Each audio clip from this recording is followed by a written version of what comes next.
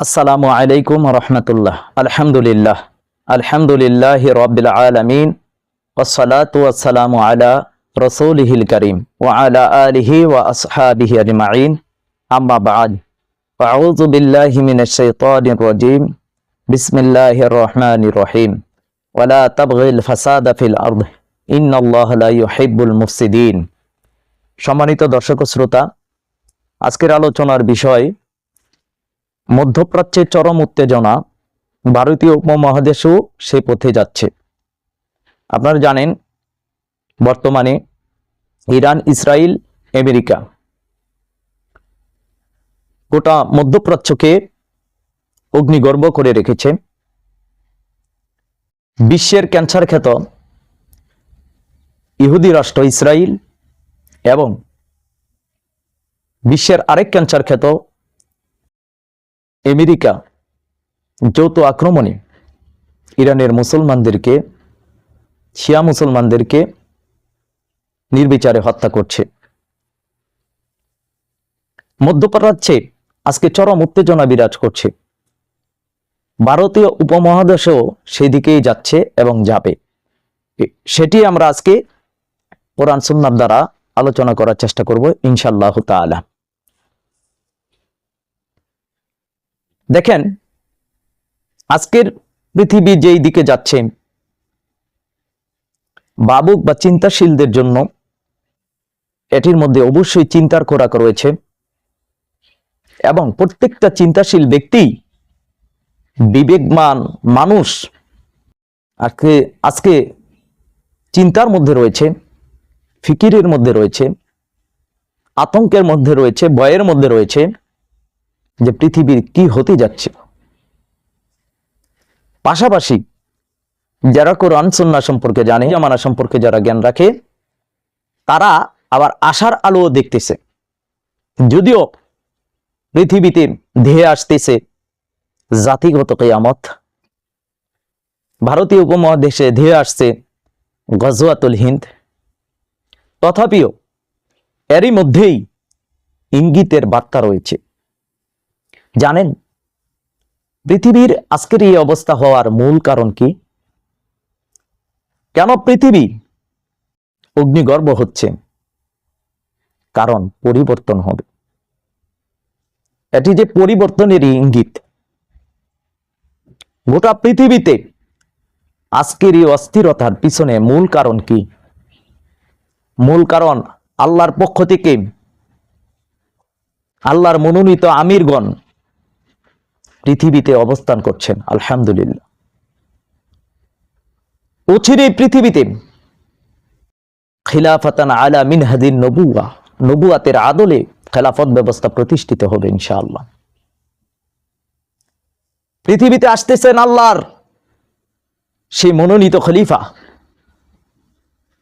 গোটা পৃথিবীর মুসলমানেরা যার অপেক্ষায় আবহমান কাল থেকে অপেক্ষা করতেছে, যিনি মুসলমানদের রাহবার, যিনি মুসলমানদের শেষ আশ্রয়স্থল, মুসলমানদের অভিভাবক, ইমাম মাহদী, যার কথা রাসূল সাল্লাল্লাহু আলাইহি সাল্লাম বলেছেন, লাউ লাম ইয়াবকা মিনাদ দাহরি ইল্লা ইয়াউমুন, পৃথিবী ধ্বংসের একদিনও যদি বাকি থাকে, আমার বংশ থেকে একজন বের হবে যিনি পৃথিবীকে ন্যায় এবং ইনসাফ দ্বারা পরিবর্তন করবে। কামা মুলিয়াতে জাওরান ও জুলমান, যেমন ভাবে পৃথিবীতে অন্যায়, অবিচার, জুলুম, নিপীড়ন ছিল, তো ঠিক তেমনি এসে ইনসাফ দ্বারা পরিবর্তন করবে, যার নাম মাহদী। আল্লাহ রাসূলের হাদিস, আল মাহদী মিন ইতরাতি মিন ওয়ালাদি ফাতিমা, মাহদী আমার বংশধরের, ফাতেমার বংশ থেকে আসবে। সুবহানাল্লাহ। তারই পূর্বে তারই আগমনী বার্তা নিয়ে এসেছেন মাহমুদ, তারই আগমনী বার্তা নিয়ে পৃথিবীতে এসেছেন মানসুর, তারই আগমনী বার্তা নিয়ে পৃথিবীতে এসেছে শুআইব ইবনে সালেহ, যারা মুসলিমদেরকে সতর্ক করছে এবং কাজ করছে খেলাফতের জন্য, যারা খেলাফতের পথকে সুগম করার জন্য কাজ করতেছে। এরই পূর্বে সীমালঙ্ঘন, মাহদী তো তখনই আসবে যখন ইহুদি খ্রিস্টানদের সীমালঙ্ঘন থাকবে। আজকে পৃথিবীতে দেখেন, ইহুদি খ্রিস্টানরা মুসলমানদের উপর অত্যাচার বৃদ্ধি করে দিচ্ছে।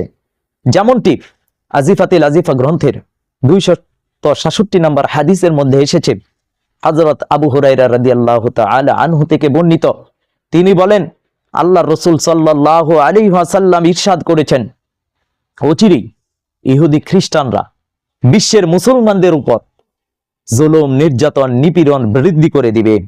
তখন কেবল খোরাসানবাসীরাই তাদের মোকাবেলায় সুদৃঢ় থাকবে। সুবহানাল্লাহ। খোরাসানবাসী কারা?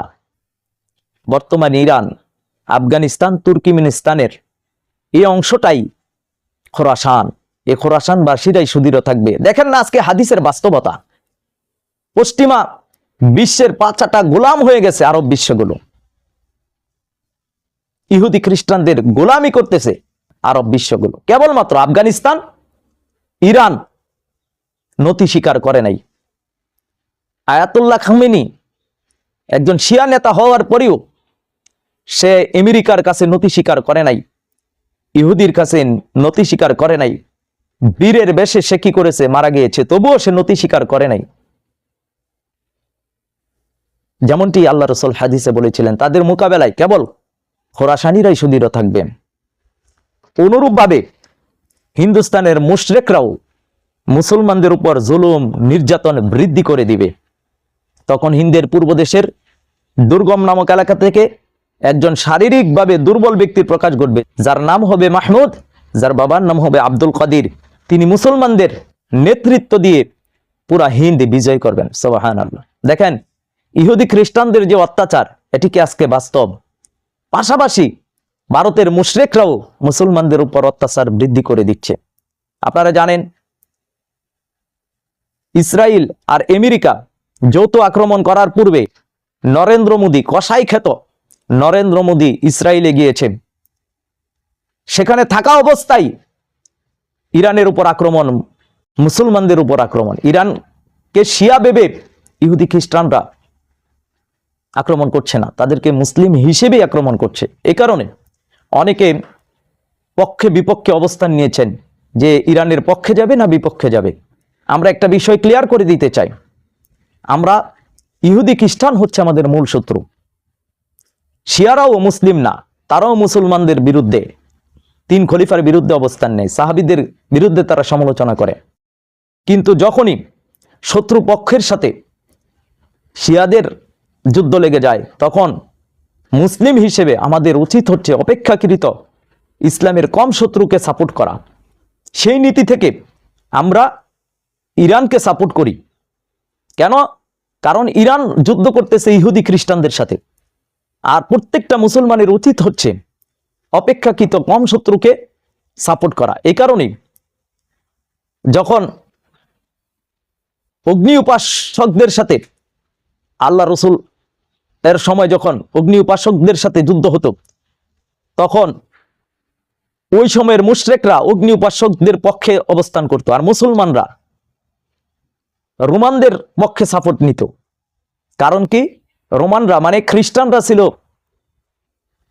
তারা ছিল আসমানি গ্রন্থে বিশ্বাসী, জান্নাত জাহান্নামে বিশ্বাসী। এই কারণে তৎকালীন সময়ের মুসলমানেরা খ্রিস্টানদেরকে মনে মনে সাপোর্ট দিত যে মুশরিকদের চাইতে খ্রিস্টানরা আমাদের কিছু কাছে, কারণ তারা ধর্মে বিশ্বাসী।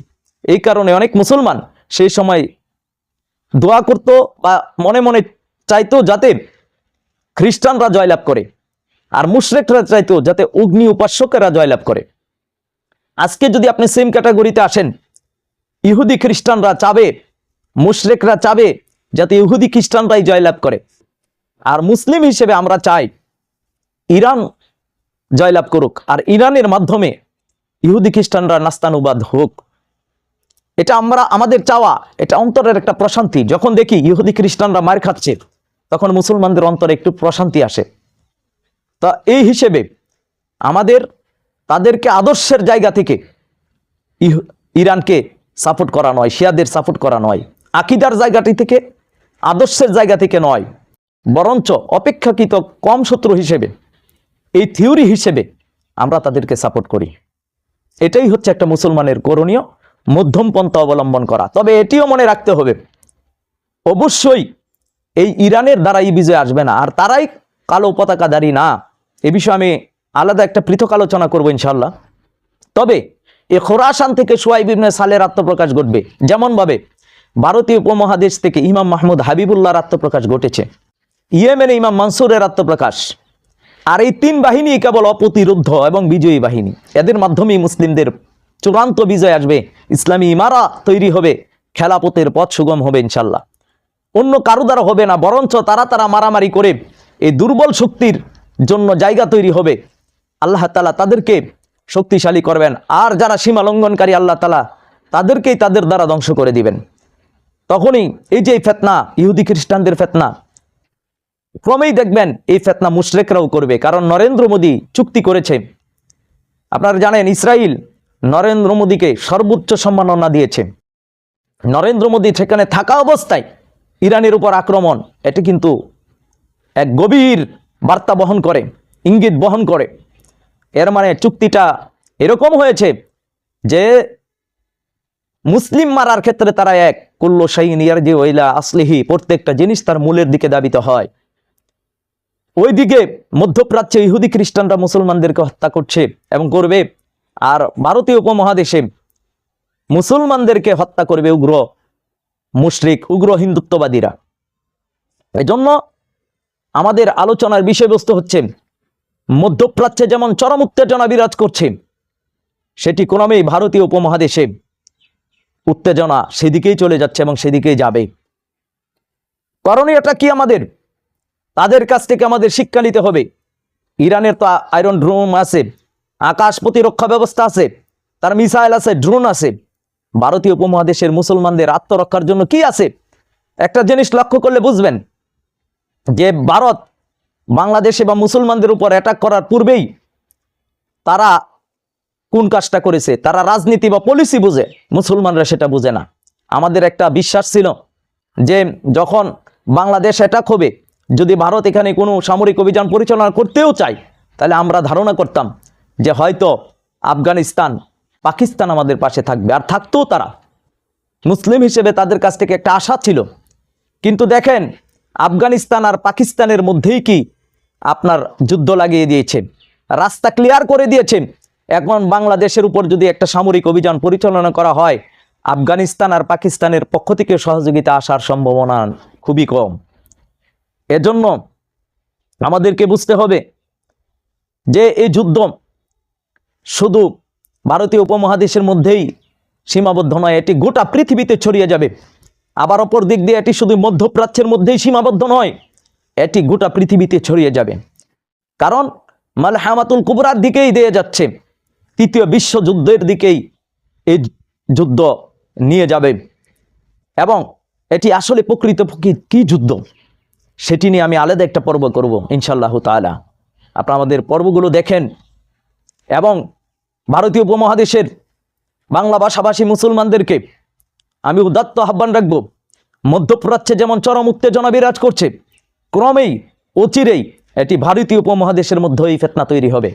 তবে তাদের চেয়েও ভয়ানক অবস্থা হবে এদেশের মুসলমানদের, কারণ তাদের আত্মরক্ষার জন্য কিছুই নেই। আমাদের নাই কোনো মিসাইল, নাই কোনো ড্রোন। এজন্য আল্লাহ তাআলা এখানে ইমাম মাহমুদকে পাঠিয়েছেন। ভারতীয় উপমহাদেশের মুসলমানদেরকে রক্ষা করার জন্য আল্লাহ তাআলা ইমাম মাহমুদ হাবিবুল্লাহকে পাঠিয়েছেন। ওনার নেতৃত্বেই মুসলিমদের বিজয় আসবে। এজন্য মুসলিমদের উচিত হচ্ছে এখনই ঐক্যবদ্ধ হওয়া আল্লাহ প্রদত্ত আমির ইমাম মাহমুদ হাবিবুল্লাহর নেতৃত্বে। এখনই উচিত আল্লাহ প্রদত্ত ব্যক্তির কাছে আসা, বুঝতে চেষ্টা করুন, বোঝার চেষ্টা করুন, একবার নিজের বিবেককে প্রশ্ন করুন, বাস্তবতার সাথে মিলিয়ে দেখেন ইমাম মাহমুদ যা বলেছে আজকে তাহাই সত্য, তাহাই বাস্তব হচ্ছে। এখনও আপনাকে শয়তান ধোঁকা দিচ্ছে, এখনও ইহুদি খ্রিস্টানরা আপনাকে ধোঁকা দিচ্ছে, মুশরিকরা আপনাকে ধোঁকা দিচ্ছে আল্লাহ প্রদত্ত ব্যক্তির কাছে যাতে আপনি আসতে না পারেন। অনেকে বলে ইমাম মাহমুদ ভারতীয় রয়ের এজেন্ট, নাউযুবিল্লাহ আস্তাগফিরুল্লাহ, যেখানে চারবার গ্রেফতার হয়েছে তাকেই কিনা রয়ের এজেন্ট বলে অপবাদ দেওয়া হচ্ছে। আফসোস এই জাতির জন্য, আফসোস তাদের জন্য, তাদের বিবেক আজকে পৌঁছে গেছে যে কিনা ভারতীয় আগ্রাসনের বিরুদ্ধে, উগ্র হিন্দুত্ববাদীদের বিরুদ্ধে মুসলমানদেরকে সতর্ক করছেন, তাকেই কিনা এই অপবাদ দেওয়া হচ্ছে। আর সেই অপবাদেই কিনা বিশ্বাস করা লাগে, সেটাও কিনা শোনা লাগে। আফসোস আপনাদের জন্য, পরিতাপ আপনাদের জন্য।